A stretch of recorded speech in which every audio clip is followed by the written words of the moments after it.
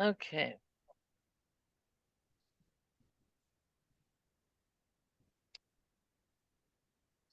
All right. So, welcome to tonight's Dollars and Cents workshop. Today we're going to cover just essential financial operations. We're not going to be covering taxes. I mean, we'll mention it, but we're not going to cover it in depth tonight. There's a different workshop dedicated just to training about how to do the taxes in next month.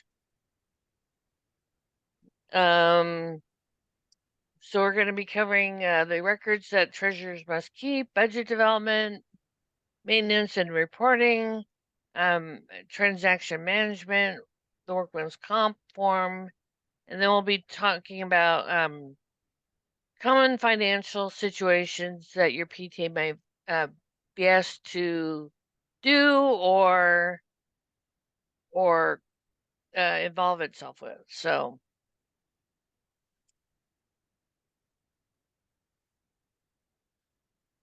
Okay, well, I just mentioned that. Where the tax workshops will be held on October 5th and October 12th, and be watching for emails coming out about that if that's something you're interested in. But if your PTA is having getting notices now, don't wait until October. Yeah, start getting those notices taken care of immediately. You can contact our tax assistant, Peggy Parker, at taxhelp@thirdpta.org. So these are some of the records that you should keep. Basically, keep everything. You're like a filing cabinet. You keep copies of the last audit financial review report, the budget, obviously. You should have a copy of your current bylaws and standing rules, the certificate of insurance, a copy of the insurance guide, a copy of the IRS letter of determination, and we'll talk about that in a second. Any correspondence related to finances, any school district specific policies and procedures. I know some school districts have rules about money management and reporting, so you should have copies of those with you. Nobody should have any employees, so you shouldn't have to worry about employee records. Your EIN, which is also on your bylaws, and copies of your recent tax filings from last year. Also, you should have copies of minutes from the meetings, because the minutes show that transactions were approved, and which allows you as treasurer to be able to write checks and so forth. And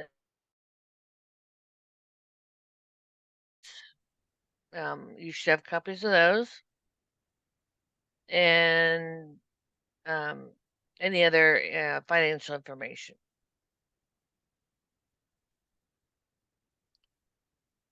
So I don't know. I know it's early, still kind of early in the school year. I don't know how many of you have developed a budget. But there are some steps to help you develop a budget if you're struggling through this process. Basically, a budget is your target. It's your goals for the PTA. You don't know exactly how much money your PTA is going to make. You don't know exactly how much things are going to cost. So you have to come up with estimates based on historical information or what people are researching on the internet, how much things cost, and just do your best to come up with a goal. The other the other thing you should do is talk to your principal and find out what interest they have for the PTA. You know, would they like the PTA to purchase something for the school, or um, maybe help out with teacher grants, or maybe you want to increase teacher grants, or maybe you want to pay for field trips, or bring some programs, help bring programs to school. Yeah. Oh, we have a question in the chat. Okay. Can we receive a budget template? Does one exist on the district website? Yes, I have a budget template. It's a few slides further down, and it's a screenshot of a budget. But there is a template in the toolkit on the California PTA website as well. So if you go to captain.org, I think it's under Run Your PTA, and then go to Toolkit, it will give you samples of the budget form. But I want to warn you, the budget sample they have in there is quite old. It's like from 2010. So some of the categories may seem kind of strange that they've got, but you get the general idea. The whole idea though is to have your income and your expenses look like they zero out. So it looks like on paper that you have spent all your money, because nonprofits are meant not to have a ton of money year after year. Now, that being said, you're not to actually spend all your money, because how would you start the next year? It just has to look like it on paper. So what we're going to get down to, actually, well, let me go to the next slide. So there's recommended budget line items,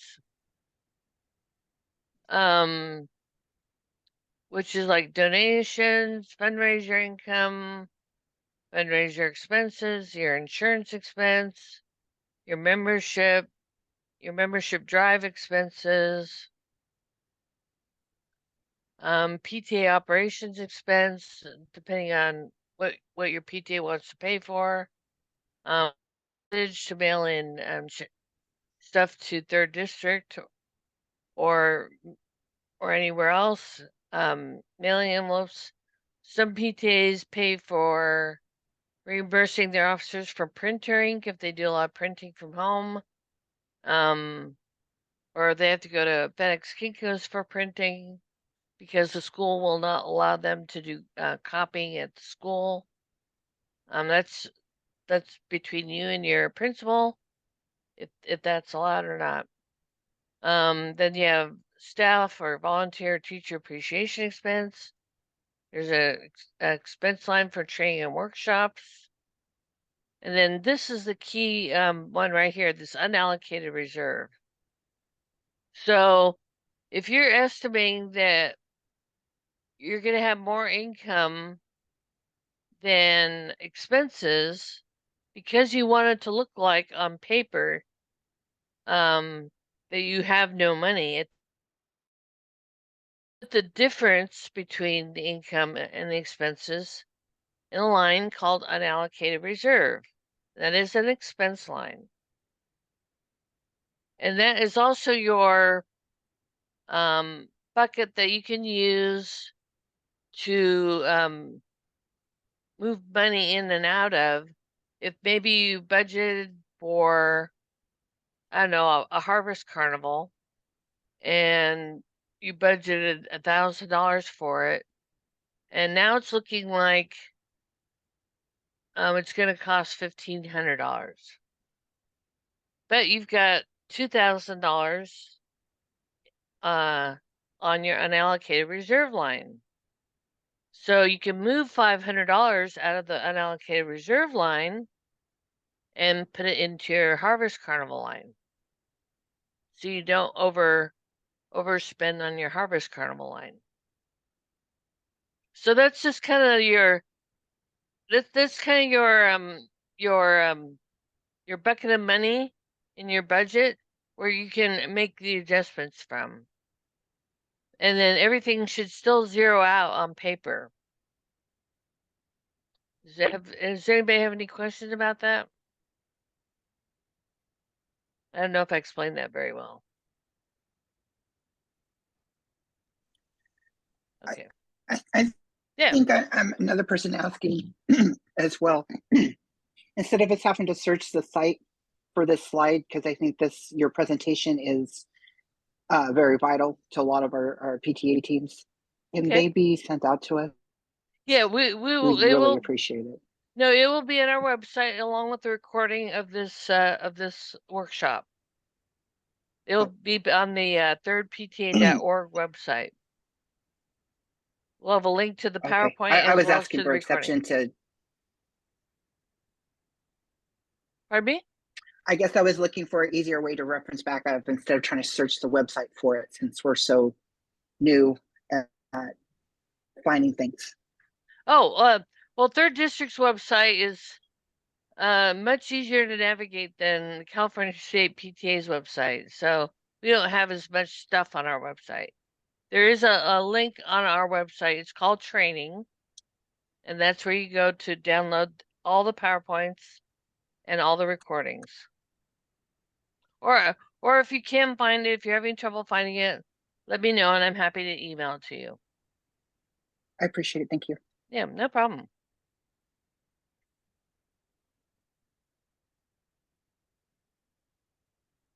So, to approve your budget, oh, okay, this is a different budget approval. So, I'm gonna come back to this slide because this slide is actually talking about a contingency budget. So let me come back to that slide. Then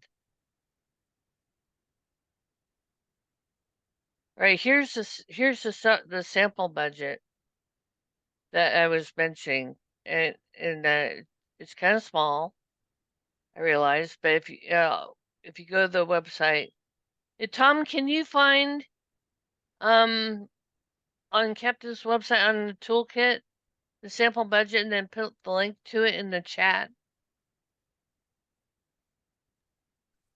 I'll see if I can find it. Okay, thank you. And of course, everybody's budget's gonna look different because you all do different things, and you all have different amounts of money you have available to work with. So you obviously customize it to meet your needs, but you should separate the money on your budget. Like on this top part, this is your income. The various sources of income, fundraisers or donations, or if you got people on your PTA that know how to write grants, you put those sources of income on up here. And then this section where it says receipts belonging to unit, that's primarily relating to dues, and that will depend on if your PTA uses the online membership system called Totem. Because Totem automatically disperses the money out to where it needs to go. So you won't need to worry about writing Third District a check for the dues. But if your PTA does not use Totem, and accepts membership, from parents using cash, or maybe you use another tool like Square or PayPal or something of that nature, you still need to write Third District a check for dues. But if your dues are $10, you only have to send $5 to us. So of the $10 that you're collecting for your membership per member, 5 of that does not belong to you. So that's where you track the money that does not belong to you in that receipts not belonging to unit.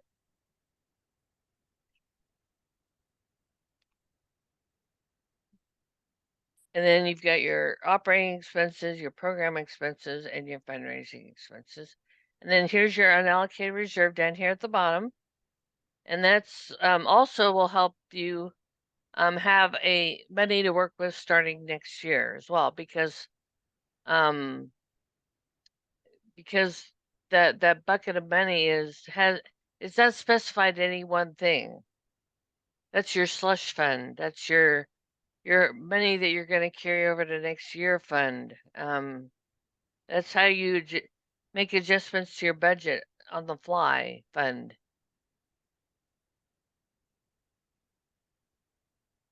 So if you are writing third district a check for dues, and like use that example with the $5. So if you have a membership of, if your membership dues are $10, $5 of that stays with you. So you would have a membership line here on this estimated receipts, and you would put $5 per member on that line, and then you would have down here on the receipts not belonging to unit, you would have $5 per member on that line as well, because five has to come to us, so we can disperse it out through the other levels of PTA.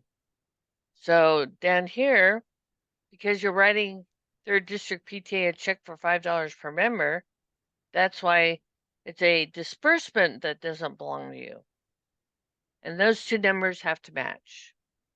They cancel each other out. And you're probably asking yourself, well, how do we know how many members to budget for? Well, that's where you come in with your membership goals. If your goal is to have 100 members or 25 members or 50 members, that's what you put in your budget, and then times that by what you charge for your dues.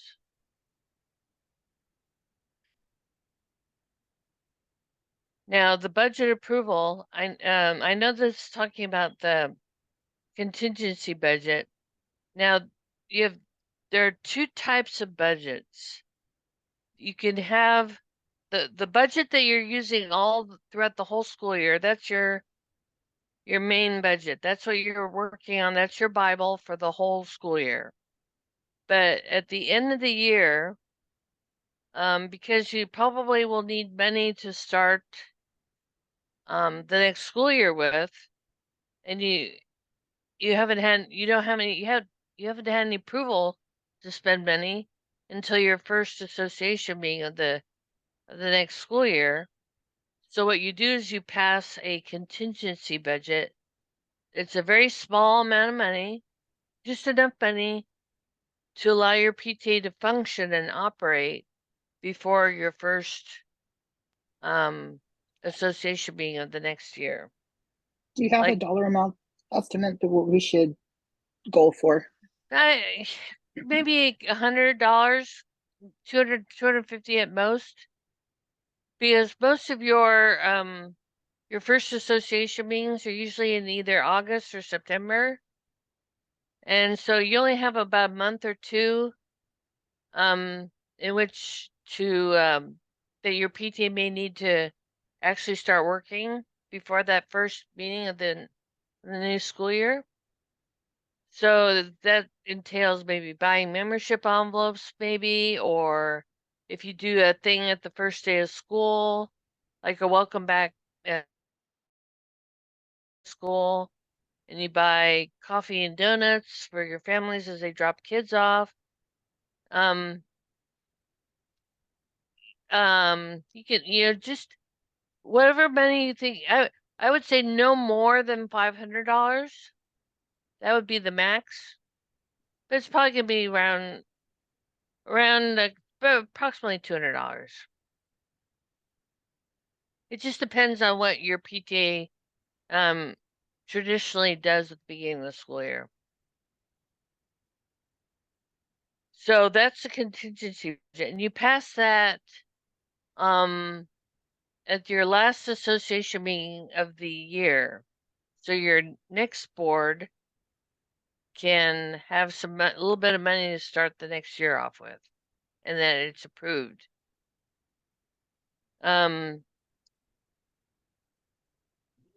Your association should always adopt your budget. So whether it's your full-on budget or this contingency budget, it should always be adopted at an association meeting.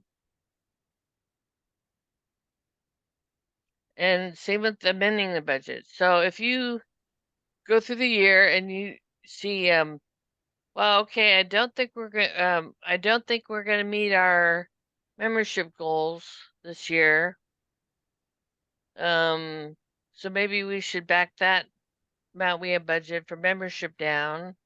Or, ooh, I think that this event, the science night that we want to do, is going to cost more than what we budgeted. So maybe we better bump that dollar amount up.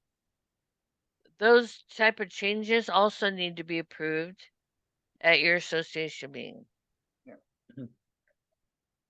And see, there was a question in the chat about when when dues to the 3rd district are due. Dues are due. They're due. Well, we'd prefer to get monthly checks in by around the 15th of the month.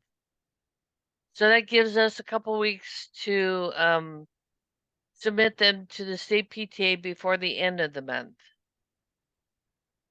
But the first voluntary deadline, if you want to get a ready, set, remit award from the a certificate from the California State PTA, is October. So, but if you don't care about getting that certificate, then the first mandatory dues deadline is November 15th.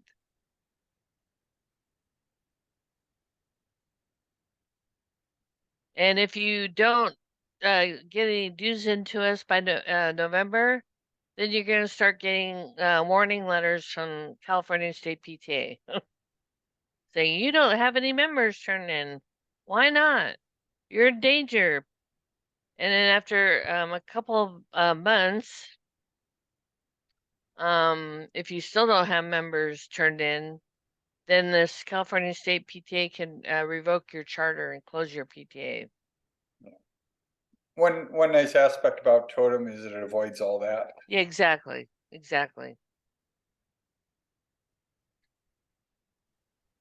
I have a question. Yeah. About membership. So we've been trying to get our PTA kind of going since, and we've got everything established except the bank account, and we've collected membership dues, and we have a check from the PTA that we need to deposit. Right. That money, are we doing taxes on that for this upcoming year? And you're with Aspire, right? yeah. When you're organized you were organized this year, right? After July 1? No. I think it was May. I'll have to look at the paperwork. We had some changeovers, so we've kind of rotated spots. Tom, so we're trying to get. I know you were present at that organization meeting. Do you remember when Aspire was organized? I think it was at the end of last year. Yeah.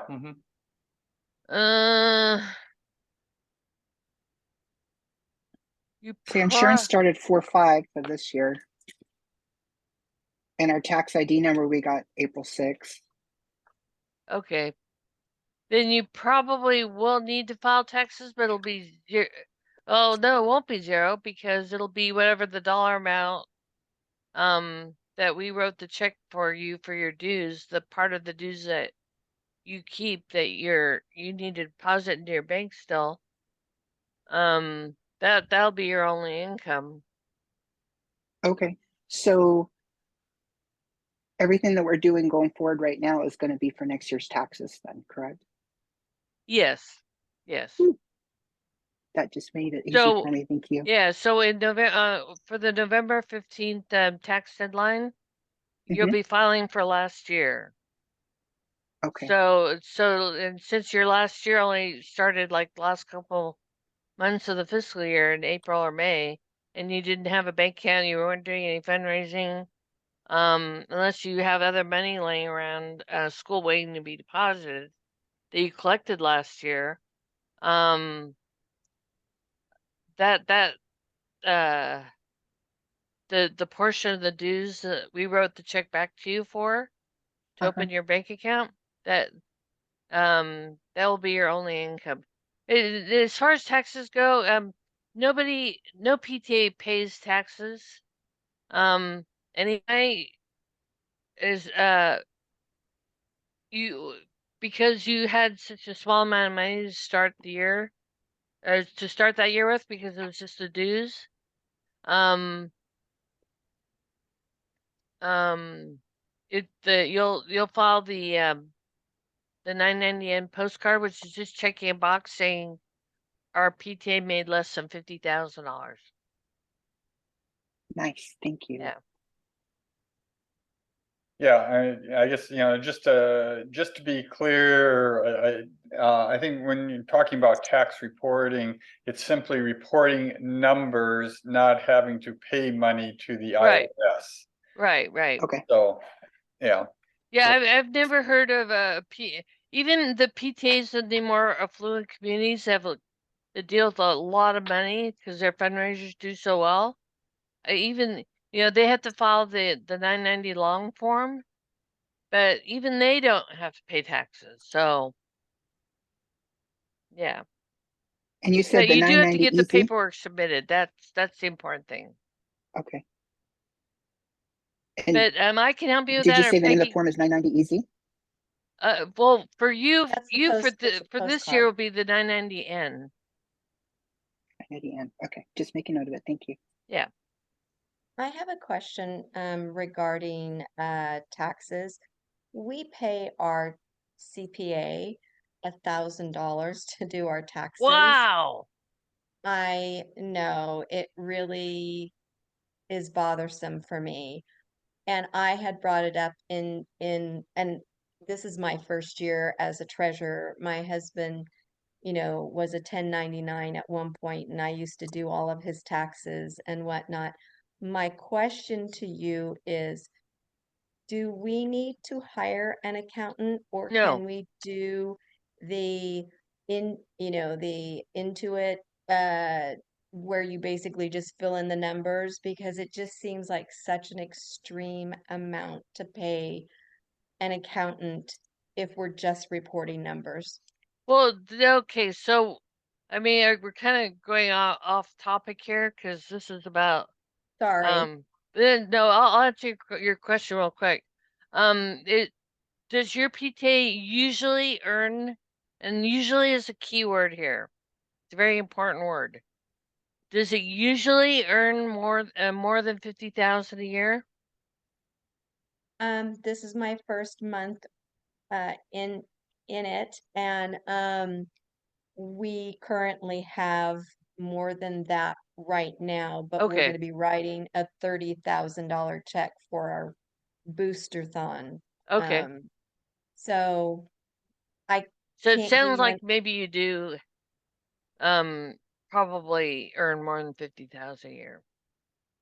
I would say so, but we don't have more than $500,000 in assets. So we would do the middle filing, not the postcard, but the next one with the easy. The 990 easy, yeah. Yeah. And is it recommended CPA? Um,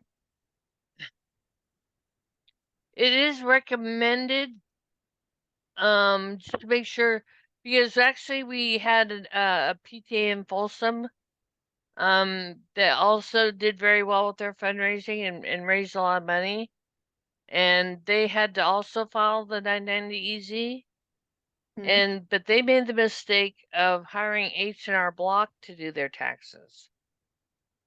And HR Block, I mean, it's a fine company. It's great for personal taxes, and some for-profit businesses taxes, but and maybe some solely owned business, it's only one employee.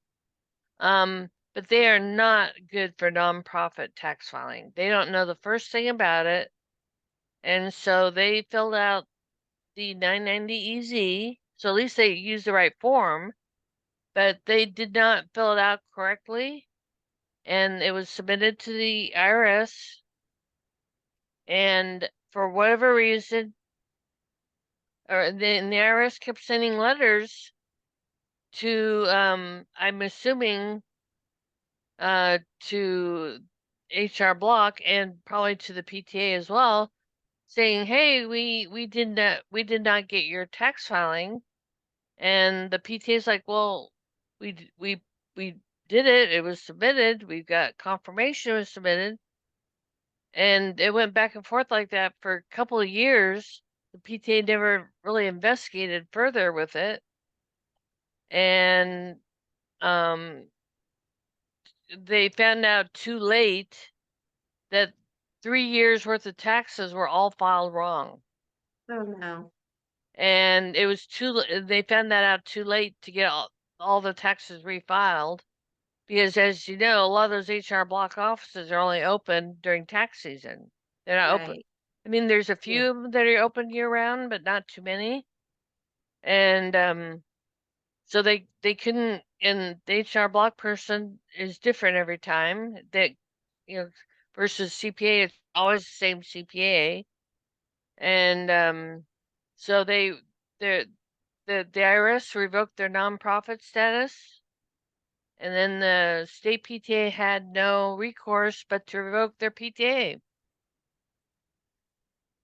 So it's best if you have a professional that knows what they're doing, file it just to make sure that it's filed right. But your CPA or whoever you have that you're hiring, they better be familiar with how to do nonprofit tax filings, because not Yeah, all. this gentleman, I guess, has been doing it for a while, and what he does is he does the federal, and then he actually files for our yearly nonprofit status with DOJ as well. So Perfect. That's a perfect thing. And then HR Block never filed. They didn't know about the DOJ forms, so they never filed any of those. And so the DOJ was all upset too. You know, hey, you yeah, didn't file it. You're late on those forms. And the poor PTA, they're like, what is going on? And they couldn't get a hold of HR Block because the office was closed for the year, and yeah, it was a mess. okay. Thank you so much for answering that. I apologize. No worries. So there's another important component to your budget, and that is it's called releasing funds. And it's another control mechanism to control the flow of money out of your PTA. So at all of your association meeting, you should have your event calendar basically for all the activities your PTA is going to do through the year, and you should have it kind of mapped to your budget. So if you have a harvest festival or a science fair, you have a general idea of when all these things are going to happen. You should release the funds for those activities at the association meeting prior to when those activities are going to start. So harvest carnivals, obviously that sounds like a fall event. So when you have your first association here, and uh, you, because it's the first meeting of the year, you have your budget get approved by your members, and then you have a second step where for the harvest fair, and we would like to release those funds so we can start spending money to make that harvest fair happen. So that's actually two steps. Now, you wouldn't necessarily want to release the funds for an activity that's not going to happen until next April, because that's way out into the future. Maybe if you have a association meeting, and once again, this all depends on your bylaws and when your association meetings are scheduled. If you have an association meeting maybe in January, you can release the funds for the April science fair at your January association meeting. That gives you time to do, get things ordered or go do shopping or whatever needs to happen to make that science fair happen. But that way you don't have money just flying all over the place willy-nilly. It's just another control mechanism to control the flow of money out of your PTA.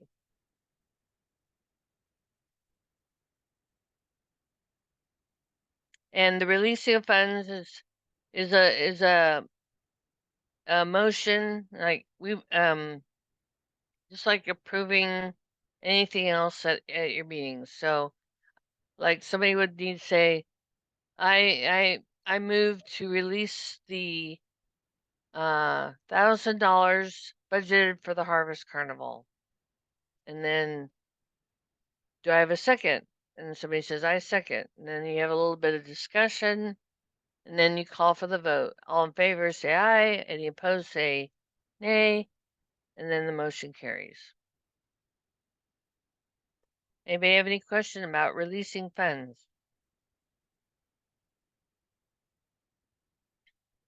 Okay, moving on. Treasury report. Treasury report is very, very important. And I understand sometimes things come up, life comes up, and whatever else, that the treasurer may not be able to attend the meeting. That does not mean that there's no treasurer report. The treasurer still must prepare a treasurer report and email it to the president or the vice president or somebody so that the treasurer report can be presented by somebody else on the treasurer's behalf. It should have the starting balance and ending bank balance, the list of deposits and where the money came from, like memberships or fundraisers or donations, so forth. And then the list of checks and payments that were made and a brief description of what those were all about. And then those lists be at the top of the treasury report. And then the list of expenses that have to be ratified, which is usually the same list of expenses that you just reported on line number 3 there. And you have treasury reports for your monthly board meetings that are, and then you have treasury reports for your association meetings. Now, if you're a PTA that does not have monthly association meetings, maybe you only have 3 association meetings a year, for instance, then your treasury report will basically be a combo report. It'll, you can copy and paste from the monthly board treasury reports all the checks and disbursements that that went came out of your PTA bank account between the last time you had an association meeting and the current association meeting. So it's like it'll be a longer report. But if your PTA does monthly association meetings, then you could probably use the same treasury report as was presented at the executive board meeting. But you always need to have a treasury report, regardless if the treasurer is there to present it or not.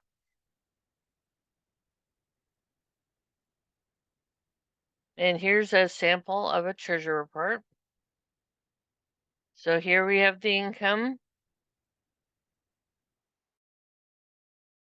And once again, we have the funds not belonging to unit. That's with the membership. That goes back to the budget. where you've got money, membership money that doesn't belong to you. Like the money that's sent to third district. And then you have the membership money that stays with your PTA. That should be cataloged up here at the top in the income section. Then you have all your expenses down here. All the checks you wrote. If somebody wrote a check and it bounced, and the bank charged you a bank fee, then you need to that's an expense too. So you need to account for that. And then funds not belonging to unit expenses. That's the check that you write to third district for the membership, and then the balance on hand. So it's easier if this is done the same period is reported on as your bank statement. Now some banks, it's the first day of the month and the last day of the month. Some banks have, I think a lot of credit unions have goofy starting dates and ending dates, like starting August 26th to September 26th. So it's not all in the same month. So but it would be easier to do the treasury report so that it matches the bank statement, so it's easier to reconcile.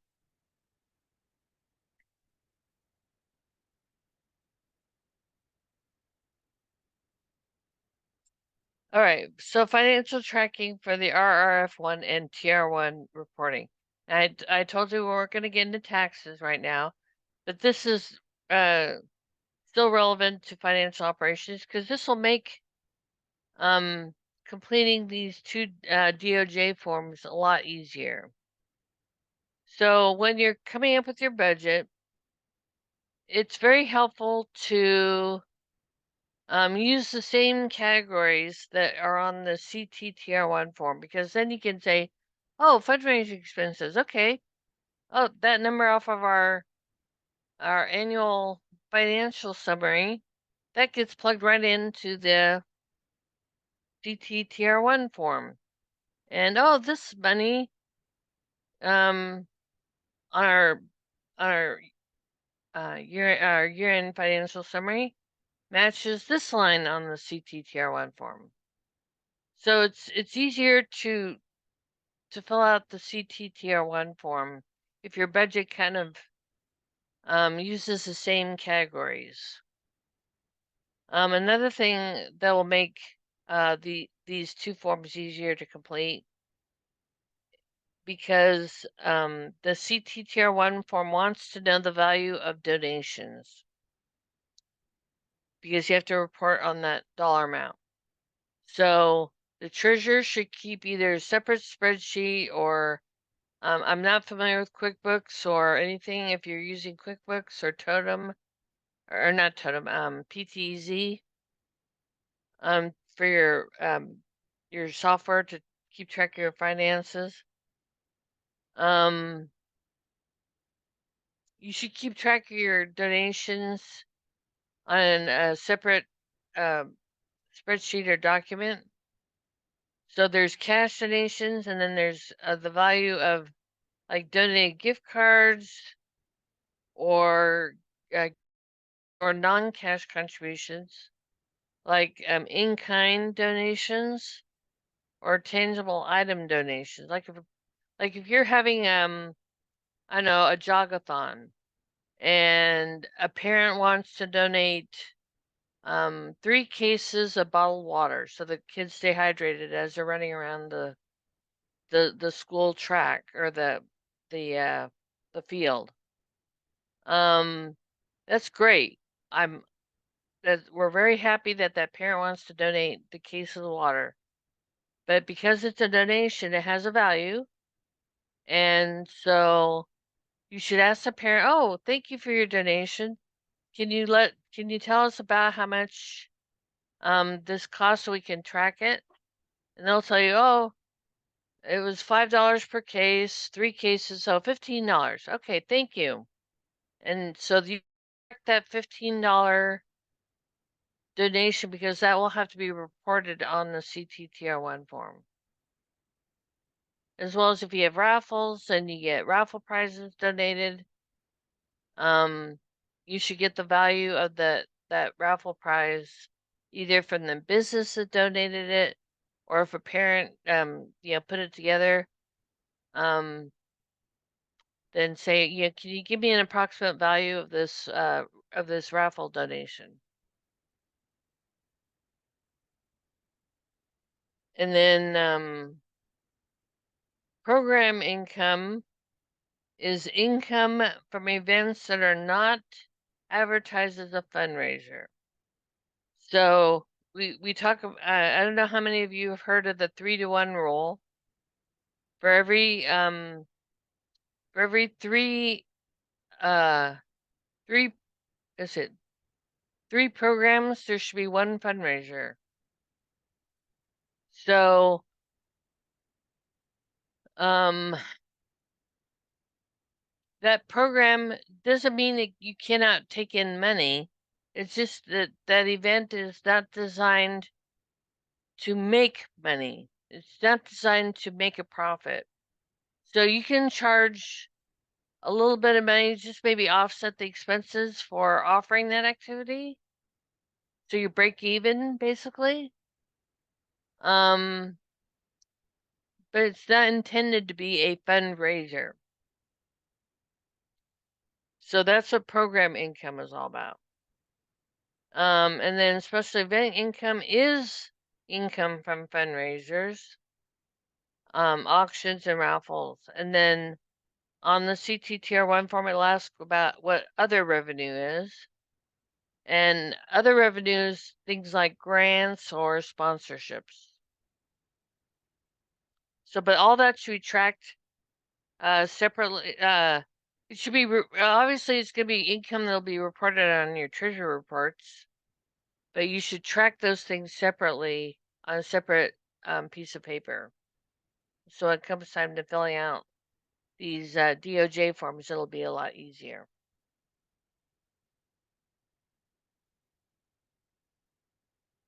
Okay.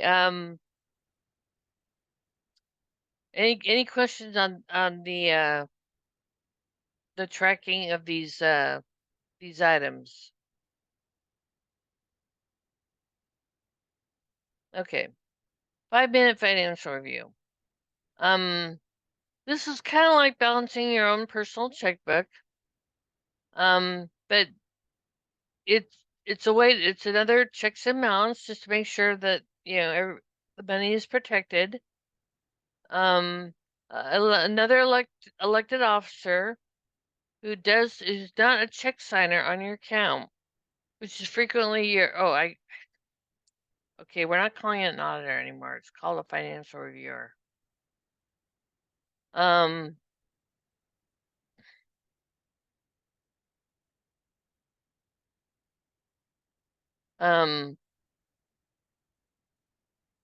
So you should give the somebody else who's not a check signer on your account the bank statements and the treasury report that matches the bank statement, or goes along with the bank statement, to make sure that all the money that is reported on the bank statement was actually reported on the treasury report, and vice versa.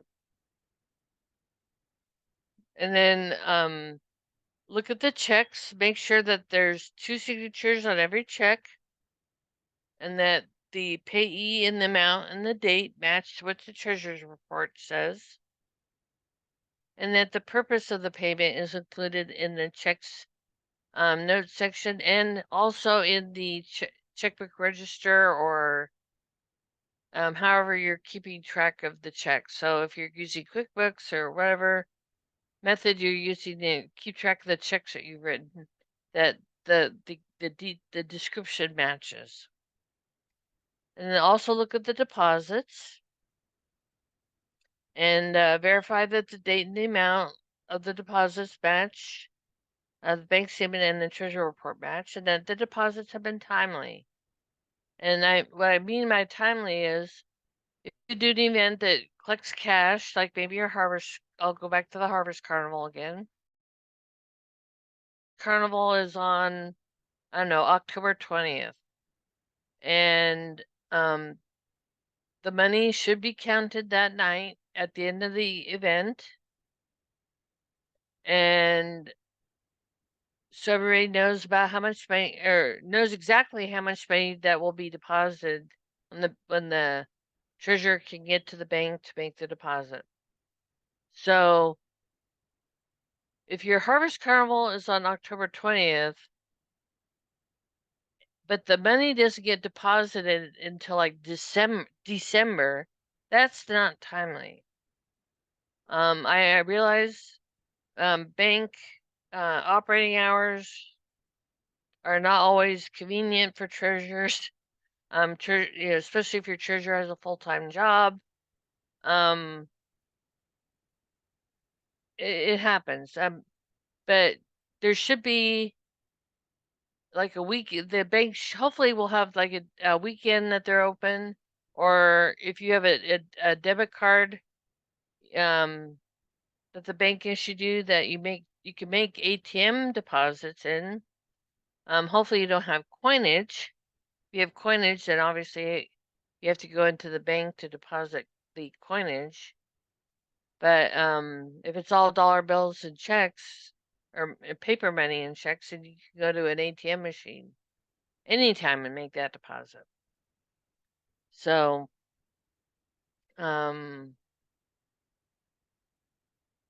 just make sure that the deposit is made, I would say no more than a week after that event. You don't want to, I don't know about you, but I'm really uncomfortable with having a large yeah, bag of money in my house that doesn't belong to me, because I would just be terrified that something would happen to it. So, your house get broken into, or lights on fire, or I mean, all kinds of horrible scenarios run through your head. So, anyway, it's just easier to not have it in your house very long. Get it in the bank as soon as possible. And then the third thing that the financial 5-minute reviewer should look at is that no online payments or withdrawals have been made using an ATM card, at least unauthorized payments or withdrawals. And if you see payments like to, I don't know, we have had this happen. We had a PTA, which will remain nameless. There's some kind of shenanigans going on with their treasurer, and on the bank statement, it had the PTA's debit card was used to have $150 dinner at Thunder Valley Casino. Well, if that doesn't set off red flags, nothing will. So yeah, that was a big problem. So that's one thing that the 5-minute financial review should be looking at, is any oddball red flag things like that. Okay, why was the PTA debit card used to buy $100 meal at Thunder Valley Casino? That's just wrong on every level.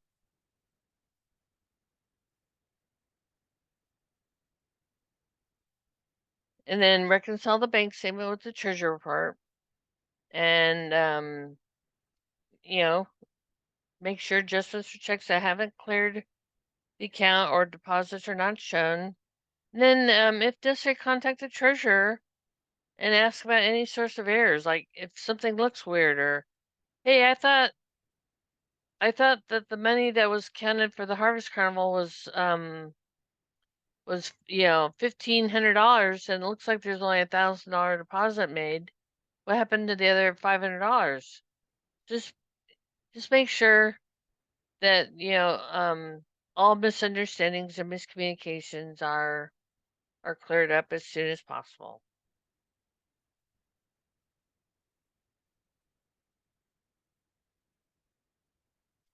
And then we have more checks and balances. All checks have to be signed by 2 authorized check signers.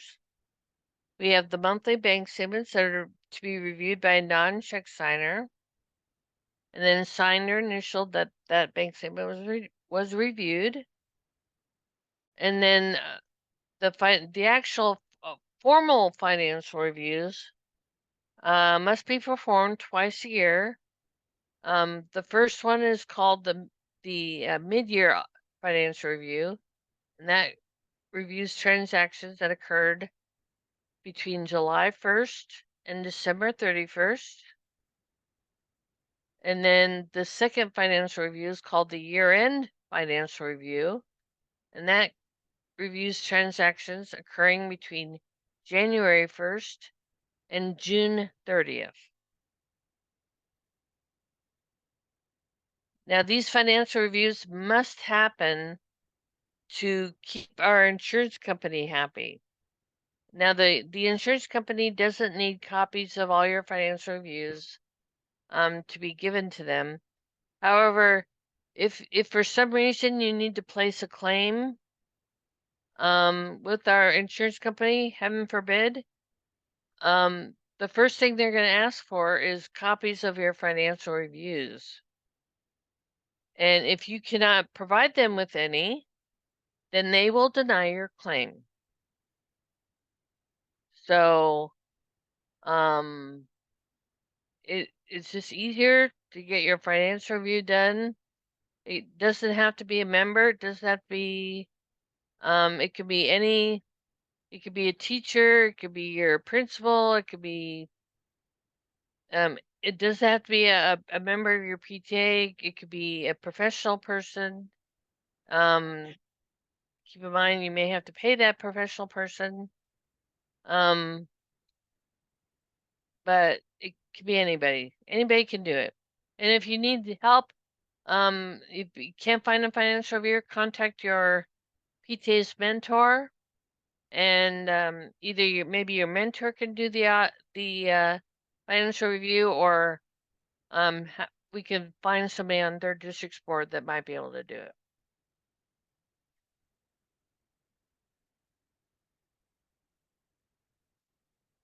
Now, this is the year-end financial report that I was mentioning. This is like a summary. It's done at the end of the year, and it's a summary of where all your income came from and what your expenses went to pay for. It's just a summary.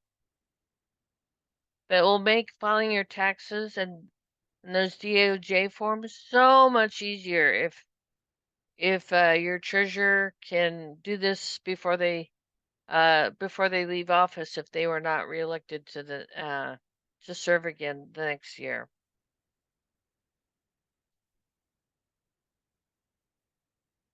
The payment authorization form is a form where that's the form you attach your receipts to if you buy things for PTA and want to be reimbursed.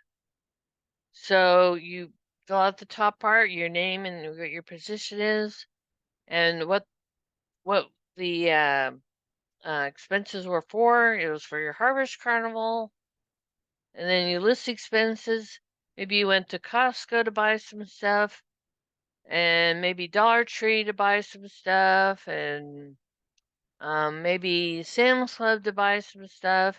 So you just list all those different expenses where it says list expenditures, and then put the dollar amount for each, and then add them up, and then sign it, date it, and then the if you have a event chairperson or maybe a vice president that's in charge of fundraising, they can sign the line underneath there where it says VP or chairman for program or event. If you don't have somebody in that capacity, that's fine. Because the president has to sign at the bottom, and the secretary also needs to sign off on it. This, again, another checks and balance, because the secretary is the one that validates that the expenditure was voted on and approved for your request for reimbursement was voted on and approved. And then the secretary puts in the minutes of the date of the minutes that recorded in.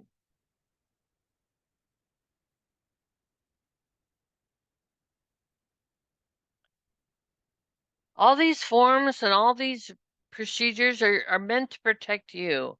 It's meant to protect the money.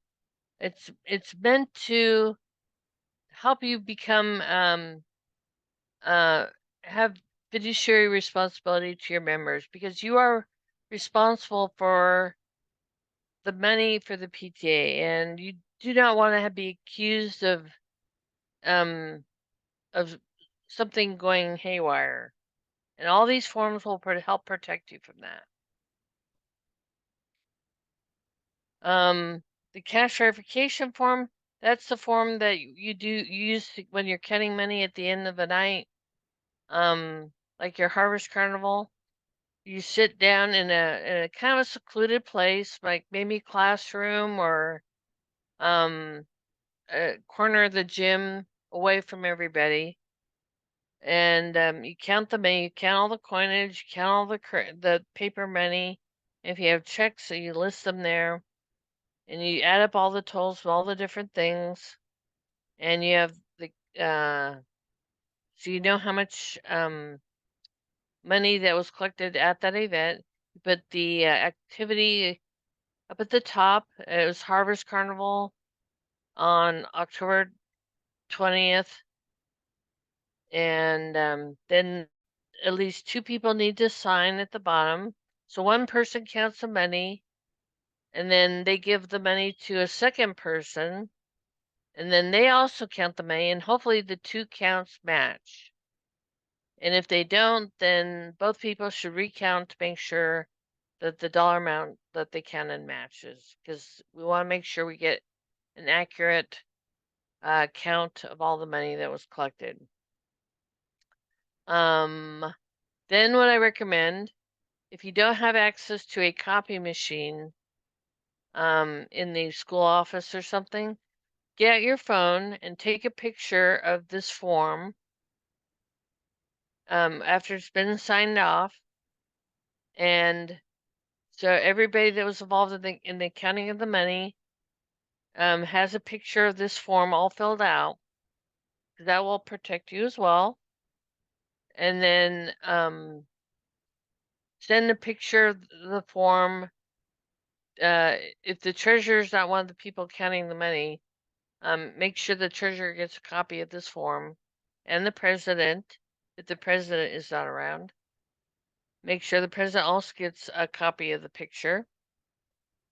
And then that way, when that money is deposited, if this cash verification form shows that $1,500 was collected at your Harvest Carnival, then $1,500 better be what was deposited in your bank.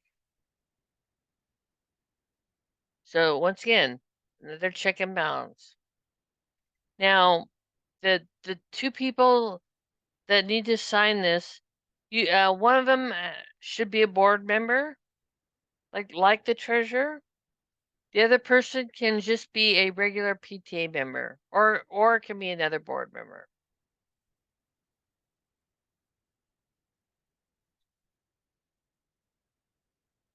All right, so how to send Quick question. Oh, sure, go ahead. So is it solely the treasurer that can make the deposit? I'm just thinking so they could have help of making it in for those hours. Yeah, Can no, president or vice president do the they- deposit? yeah, pretty much any of your check signers can do it. Okay. Your president can do it, your vice president can do it. Yeah, Okay, very good. Thank you. you're welcome. You just need to make sure that they get the that deposit receipt, that confirmation, that little slip of paper. If they do it at an ATM machine, or if they actually go into the bank, they need to give that that deposit confirmation to the treasurer so that the treasurer has it for the records. Very good. Thank you. So how do you send non-totem dues or other remittances to third district? Well, we also have a form, and that helps us make sure that we apply your payment to you, not to some other PTA. We have, and it's not so much of a problem now, but there was a time many years ago where we had two Theodore Judah Elementary PTAs. Because there was a Theodore Judah Elementary School in Sac City Unified, and there's a Theodore Judah Elementary School in Folsom Cordova Unified School District. And both schools had a PTA, and their PTAs were the exact same name. So if we got a check-in from Theodore Judah, we would really have to make sure we were paying attention to the address of the PTA that's written on the check. Otherwise, we run the risk of accidentally applying that payment to the wrong PTA. So I don't think we have that problem now. I don't think we have any PTAs have the same name anymore. But just to be double sure that we make sure your PTA gets credit for money that you send to us, you should fill out this form and send it in with your check. And you should also keep a copy of this form because we will not be sending you a receipt. So this is basically your receipt, quote unquote. This is your for your financial reviewer. This is the paperwork that goes along with why that check was written.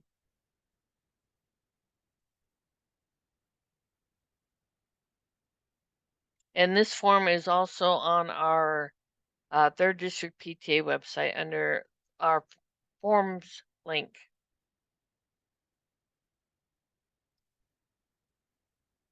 Workman's comp form. Okay, I've got 12 minutes. Okay, we're almost done. Workman's comp form. Yeah, about in December timeframe or January, you'll be getting a notice to submit your workman's comp annual payroll report, and that's to pay for any people that do not have their own insurance.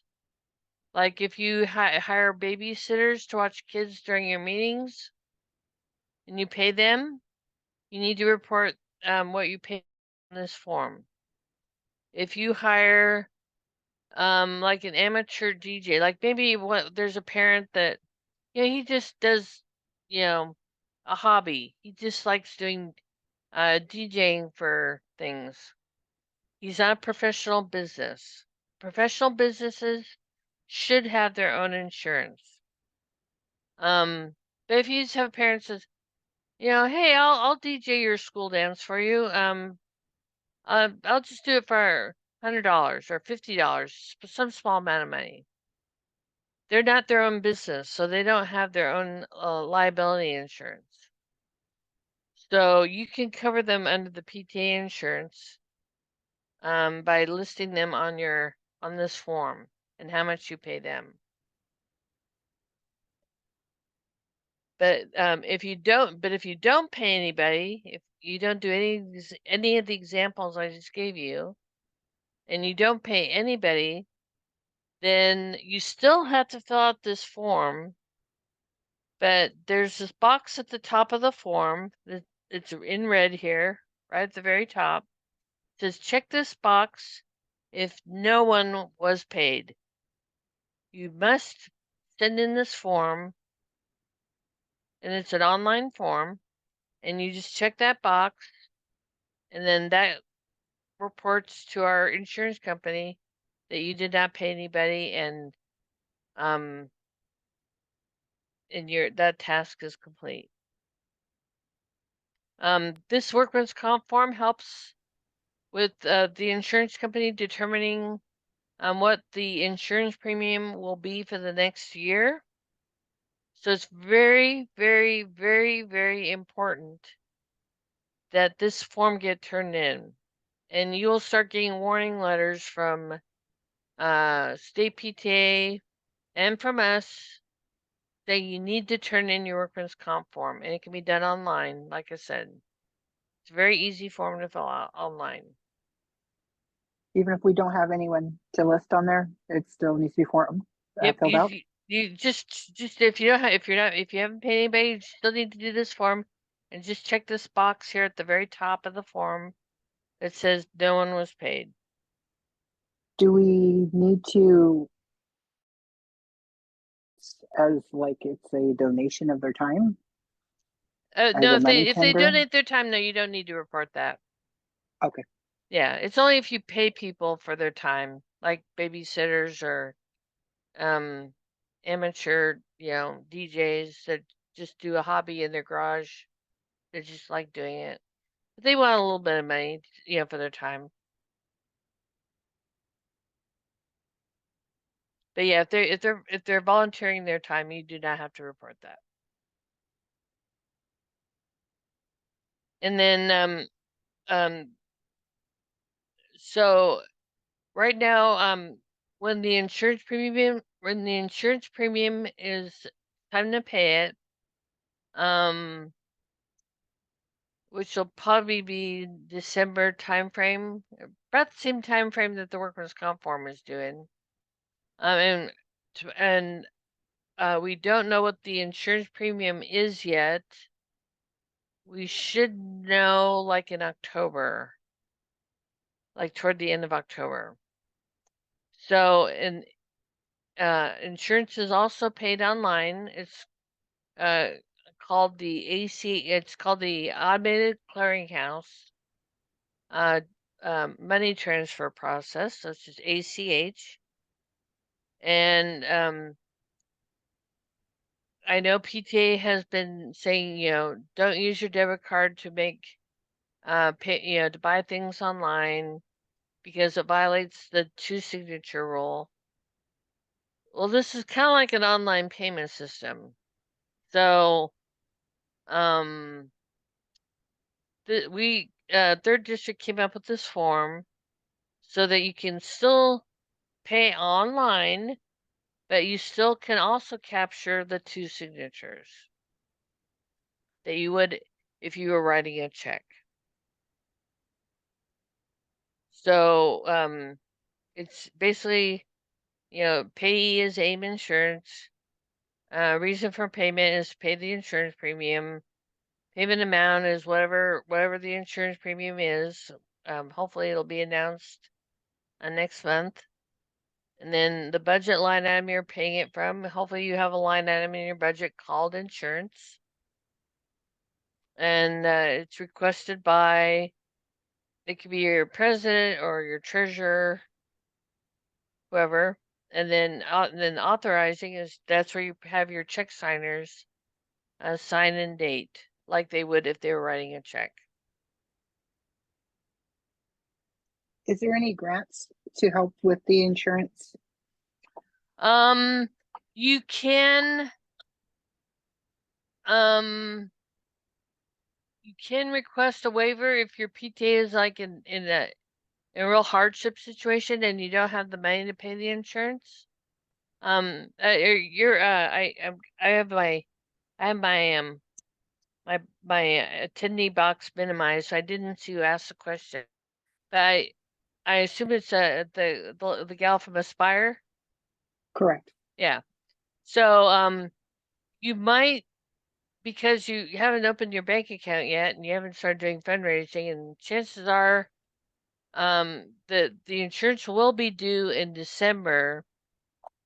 Chances are you will probably not have raised enough money by December to pay the insurance bill. So you can contact Tom Nelson and ask him to request a waiver for you. And then Tom will submit the request, and then Captain will vote on it, and they will approve it or not. So it's showing you have need. And if you don't even have a bank account, that's pretty needy. So or if you just open your bank account and you show that you only have $200, like $150 in your bank account, then yeah, that's pretty neat because the insurance bill is, $275 or whatever it'll be. So, yeah.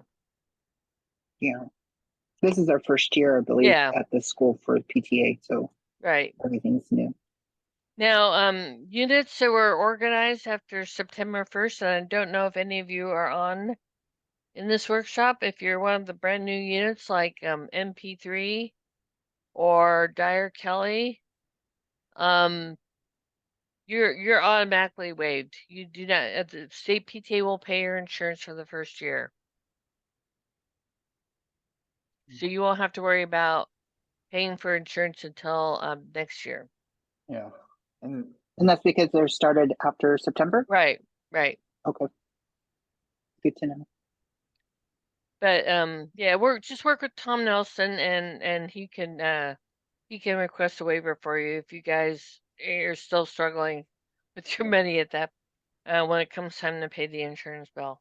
yeah, but see, I think I heard though, because that they would want all copies of all sorts of what your finances have been. So whatever records of checks or money that you've gotten or memberships. So you'd still have to, I think, provide Yes. quite a bit of documentation for the waiver.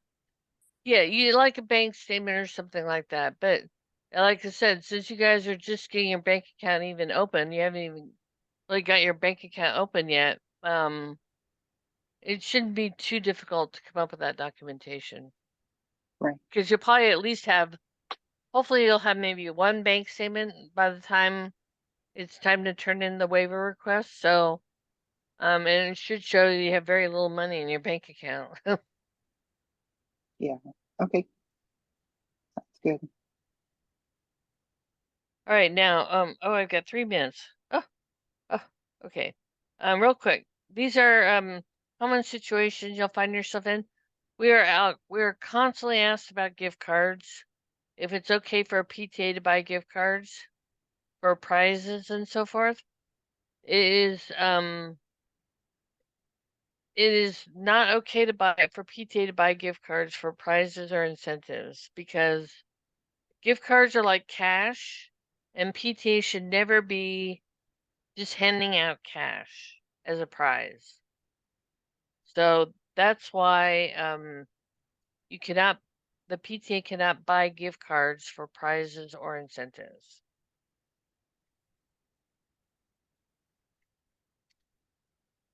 But we give donations, correct? Like a gift basket or something? That's fine, yeah. That's fine. That's a tangible item. Like if you're doing a membership drive and maybe the prize for the classroom that has the highest percentage of memberships, maybe that teacher gets a gift basket of goodies for her classroom. That's fine. But you just cannot give gift cards.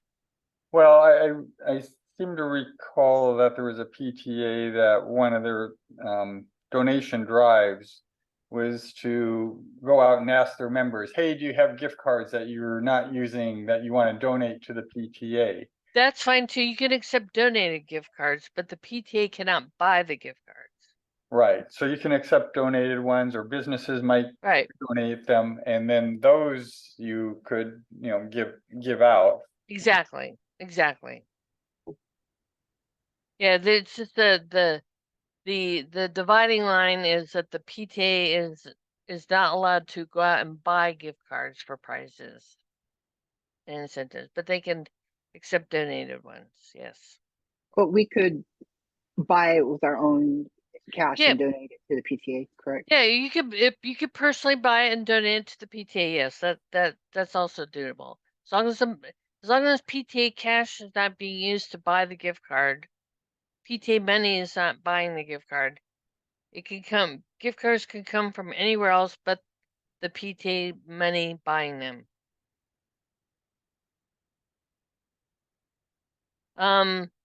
I know a lot, PTAs have huge hearts and want to help when there's tragedy and a natural disaster or some horrible event happens, like the Maui thing or the earthquake in Morocco. Just people they want to help, and PTA does not want to discourage that big-heartedness, but there are some guidelines that you have to be following to follow through on that big heart. So PTAs are not allowed to make personal gifts to their individual. Say a child was I mean even hate to say it, like maybe struck in a crossing the street and killed, or something horrible happens, and one of your students at your school is taken way too soon, and the PTA wants to help that family. You cannot make gifts to that family, even if the members vote on it. You cannot make gifts to a specific family or individual. What's the workaround for that? So would be Okay, like a yeah. So the workaround is the second bullet. No, the workaround is you can organize a collection drive or a donation drive. But you can't use the PTA's tax exempt status, that your EIN number. So you can't like do a restaurant night at Chipotle, using the because restaurant nights, the restaurant requires the tax ID number of the nonprofit to do the that fundraiser night. Then Chipotle issues a check to your PTA. Now the PTA cannot say, okay, this money is being raised for Joe Smith's family. You can do that. Now, what you can do is you can organize relief efforts. You can, like, if you want organize like a collection drive, or have bins for people to drop things off, maybe food or clothing, or whatever you want to collect, or do a cash drive. You can organize that, but you cannot use the PTA's tax exempt number to facilitate that. So basically, if somebody wants to donate money to help Joe Smith's family that just lost that child, and they want to be able to write it off on their taxes, they can't make a donation to PTA, and because PTA is a nonprofit, then right. have the PTA give the money to the family. Nope, it can't work that way. And things like the Maui wildfires and the earthquake in Morocco, there are organizations out there like the American Red Cross or the Salvation Army, or if it's in an international thing, there's international organizations that accept donations. You can encourage your families to donate using those mechanisms. Okay.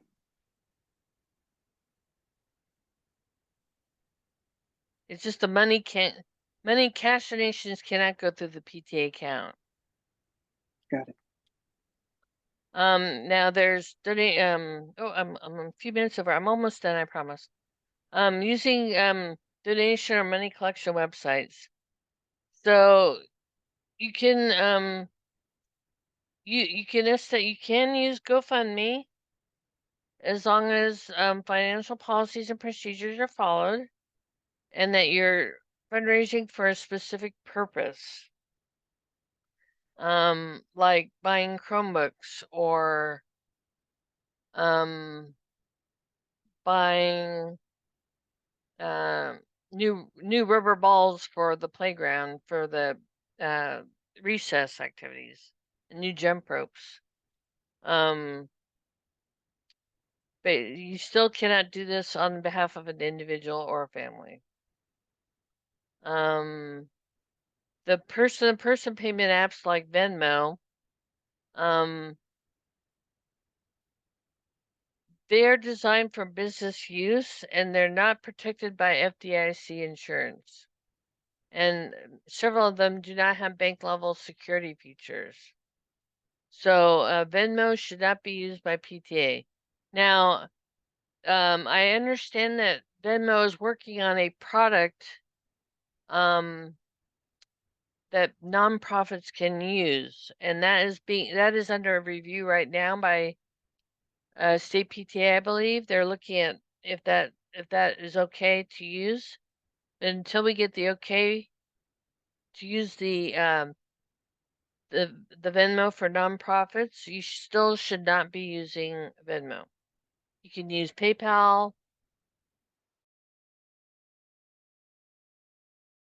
Is Cash App available to? Cash App, because now the thing with the Venmo and the Cash App, they're tied to a person's personal, I think it's tied to a person their cell phone number. Because I know I have a I'm actually a member of another nonprofit, and we have a Venmo. We do Venmo money collection sometimes, and I get the notification on my cell phone when somebody has donated money on using Venmo. So it's if it's tied to an individual, then you should not use that, because what happens when the individual, that means that individual has access to the money. They can transfer the money out of Venmo. They can do there's not many controls with it. So whereas versus Square and Stripe, which is another payment system, and PayPal, that money gets transferred directly into your PTA bank account. So those Cash App and Zell's another one. Zell's one that the money will go into your bank account. So as long as the money goes into your bank account, your PTA bank account can't be redirected or intercepted and redirected into somebody's personal account. That's why it's be very cautious with these payment apps. Because we've also had that problem at a PTA as well, which will remain nameless. This person had their PTA signed up with Venmo, and their treasurer went in and was able to redirect the money so it didn't get deposited into their PTA bank account. It got deposited into her personal account. So yeah, you just gotta be very careful about that. Okay, here's another hot topic: using debit cards to pay bills or buying things online. It is really, really frowned upon. It should be like a last resort type thing. I realize that there's a lot of Oriental Trading Company and Amazon. They have like really good deals. And you can't really write a check to Amazon unless I think you can set up a business account with them. That might be the way to go. But if an expense can't be paid for by check and it's too big to ask a board member to pay for that expense and then be reimbursed, the debit card can be used, but this should be an absolute last resort method of payment. The board must approve the expense and the use of the debit card to pay for it, and that all must be recorded in the meeting minutes. This form, authorized to purchase on the internet, to be filled out.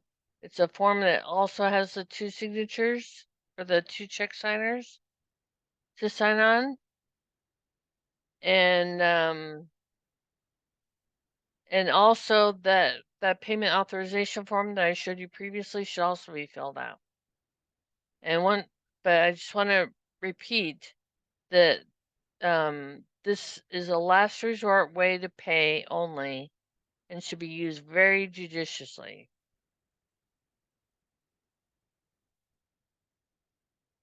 Commingling of funds. I cannot tell you the number of times when like school clubs, like the garden club or the the manga club or whatever, they don't want to deal with the bureaucracy of getting money from the school because it's an after school club run by a teacher, and they don't want to deal with the bureaucracy of the money going through the school, so they ask the PTA if we can have you guys hold our money for us, or if we can use your tax exempt status to run a fundraiser. That is considered commingling of funds. The only way that you can do it is if that control of their group and has to abide by all the PTA money handling procedures, waiting for approvals on checks to be written, having to submit requests for checks to be written, and reimbursements and everything else. So if somebody's trying to get around bureaucracy, PTA bureaucracy can be almost as bad. So but it must become a PTA activity that it's no longer an after school club, it becomes a PTA sponsor club. Fiduciary gifts to school. If the PTA buys a large item like a bench or a shade chair, you should work with your school district facilities department or purchasing department. You should check in with them. I know Folsom Cordova Unified, they want you to check in with them to make sure that they don't have any vendor agreements um, uh, in place, or maybe they have preferred vendors that they would like you to work with. They've already been vetted and so forth. So just check with your school district office.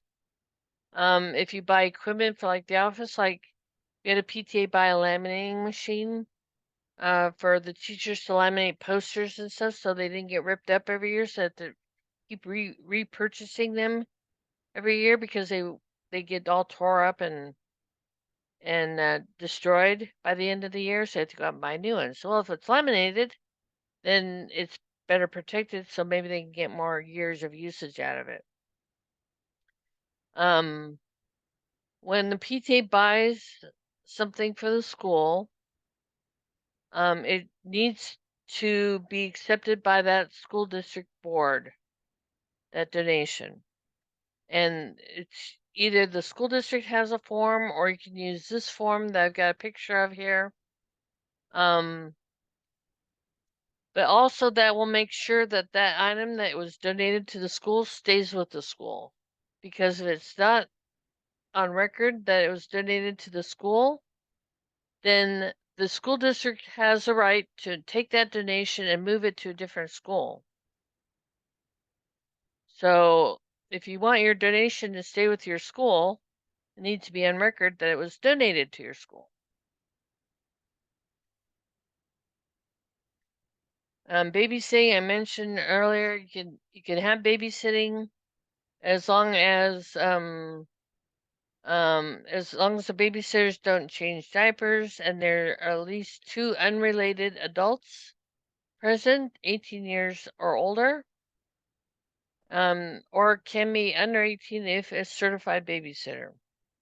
There cannot be any hot liquids or fluids around, like hot cocoa or coffee, in the babysitting room or area. Babysitters have to be listed on the workman's comp payroll form, and the PTA may charge parents a reasonable fee for babysitting services. Movies and movie licenses. This is the last one more slide of this. Movies and movie nights. You might think having a movie night is a great idea. Make sure you obtain a movie license,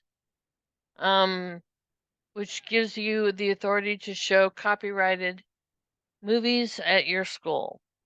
There was a PTA in Southern California that was actually sued by the Disney movie, whatever the Disney Pictures or whatever, because Disney found out that this PTA was showing a Disney movie at their school, but did not get permission through a movie license. And they actually sued the PTA. Can you believe that? They eventually dropped the lawsuit because they got so much backlash, but it's within the rights of that movie studio to sue because you're charging admission and earning money off of copyrighted material, which is a violation of copyright law. So movie licenses have gotten very expensive. There's a company called Swank that sells them, and I think there's another one too. I can't think of the name of it, but if you want to show movies, have movie nights on campus, just make sure you get a movie license. If we don't charge admission, is that a way around it? I think so, yeah. But Okay. I would double check. So we could do like snack sales or something, Yeah. pizza. Yeah. Okay. Non-commercial policy, that just says that if businesses donate to your PTA, maybe for an event or whatever, you cannot encourage your families to shop at that store or that business. You cannot say Joe's Widget Company is the best company to buy widgets. You know, go buy your widgets at Joe's Widget Company. You can say you also cannot say Joe's Widget Company is better than Bob's Widget Company. You cannot allow the sponsor or donor to write the acknowledgement of things. So because you never know what kind of wording they're going to throw in their letters. So if they write their own thank you note. So thank you ABC PTA for endorsing our product. That's a violation because you're not endorsing their company or their product. And you cannot endorse their company or their product. You can't tell members to go buy your widgets at Joe's Widget Company. You cannot advertise a product or service at your PTA. The only thing you are allowed to do when you get donors or sponsors is profusely thank them for their support. Say, thank you, Joe's Widget Company, for supporting our widget-thon. And that's all you can say. You can write them a thank you card saying, thank you for your generous donation or sponsorship at our widget-thon.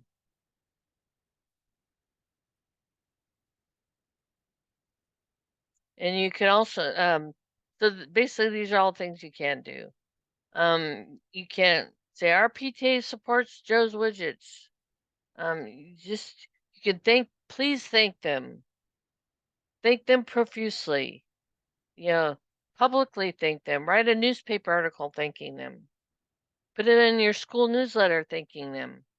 But that's all you can do is thank them. You cannot take an extra step and encourage people to shop or buy their products.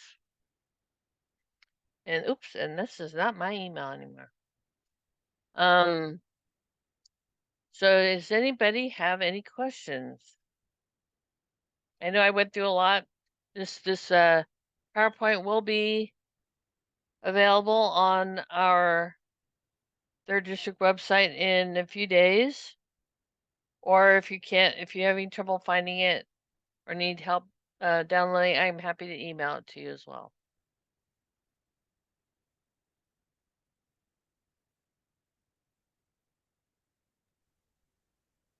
Thank you for your time, Cheryl, and all my interruptions. I really appreciate it.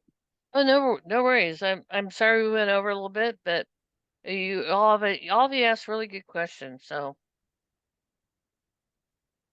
I appreciate that. You bet. Okay. Alrighty. All right. Well, Thank thank you very you. much for sticking with me a little extra time. And I'll stop the recording now. Okay.